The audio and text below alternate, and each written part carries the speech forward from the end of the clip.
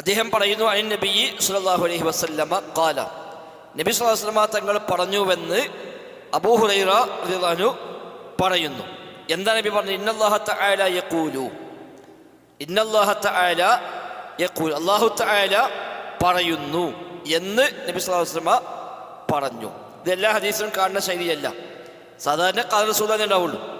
ഇത് ഇവിടെ നബി പറഞ്ഞത് എന്താണ്? ഇന്നല്ലാഹ യഖൂൽ, അല്ലാഹു പറയുന്നു എന്ന് നബി പറയുന്നു. അത്തരം ഹദീസുകൾക്കാണ് ഖുദ്സിയ ഹദീസ് എന്ന് പറയുക. അൽ ഹദീസുൽ ഖുദ്സി എന്ന് പറഞ്ഞാൽ അള്ളാഹുവിൽ നിന്ന് നബി സ്വല്ലല്ലാഹു അലൈഹി വസല്ലം തങ്ങൾ റിപ്പോർട്ട് ചെയ്തുകൊണ്ട് പറയുന്ന ഹദീസുകൾക്കാണ് അൽ ഹദീസുൽ ഖുദ്സി. വിശുദ്ധ ഹദീസ് എന്നാണ് വേണമെങ്കിൽ അർത്ഥം പറയാവുന്നത്.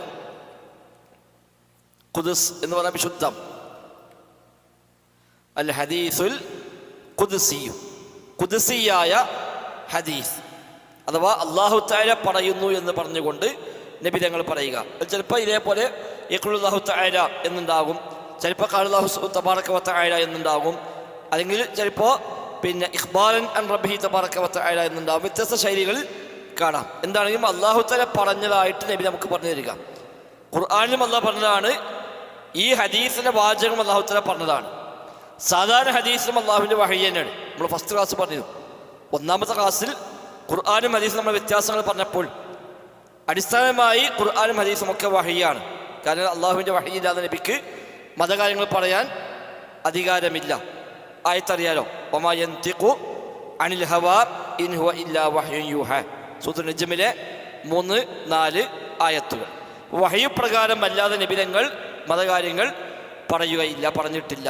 അതുകൊണ്ട് ഏത് ഹദീസ് നബി പറഞ്ഞാലും അതൊക്കെ അള്ളാഹുവിനുള്ള വഹയു പ്രകാരം മാത്രമാണ് പറയുന്നത്. അപ്പം ഖുർആനും ഹദീസും വഹിയാണ്, അത് അടിസ്ഥാന പാഠമാണ്. എന്നാൽ വ്യത്യാസം എന്താണ്? ഖുർആനിലെ അക്ഷരങ്ങൾ പോലും അല്ലാഹു തആല വഹിയായി ഇറക്കി കൊടുക്കുന്നു. അതിൽ ഒരു ഫത്ഹോ കസ്റോ മാറ്റാൻ പോലും നബിക്ക് അധികാരമില്ല. ഹദീസിൽ പദങ്ങൾ വഹിയാകണം എന്നില്ല, ആശയമാണ് വഹിയായി ലഭിക്കുക. ഒരു വിഷയമുണ്ടാകുമ്പോൾ ഒരു ആശയം അല്ലാഹു അറിയിച്ചു കൊടുക്കും. ആ ആശയം നബിതങ്ങൾ നബിയുടെ ഭാഷയിൽ സ്വഹാബിമാർക്ക് പറഞ്ഞു കൊടുക്കും. അപ്പോൾ അവിടെ പദങ്ങൾ അള്ളാഹുവിൻ്റെതാവില്ല, എന്നാൽ ആശയം അള്ളാഹുവിന് ലഭിച്ചത് തന്നെയായിരിക്കും. എന്നാൽ ഇത്തരം ഹദീസ് അതല്ല.